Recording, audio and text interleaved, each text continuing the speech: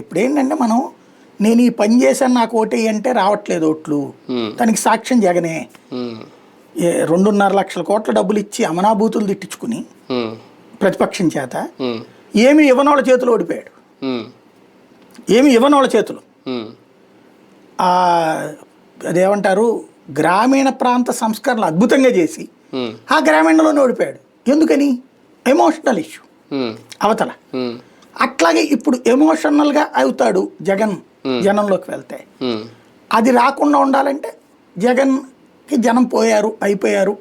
Maybe ఇవాళ మీరేమిటంటే నేను అనుకోవడం రేపు ఇప్పుడు వీళ్ళ డ్రోన్స్తో తీస్తారు విజువల్స్. జగన్ వెళ్ళినప్పుడు ఇప్పుడు ఆ ఎగబడే ఆ ముళ్ళకంపలోంచి వచ్చిన వాళ్ళు 1000 మందే ఉంటారు, మిగతా అదంతా ఖాళీగా ఉంటుంది. ఇవి డ్రోన్స్తో విజువలైజ్ చేస్తున్నారు వీళ్ళు. మొన్న కూడా జగన్ వెళ్ళినప్పుడు ఎవరు లేరన్న ఫోటో ఆంధ్రజ్యోతి వేసింది చూసారు.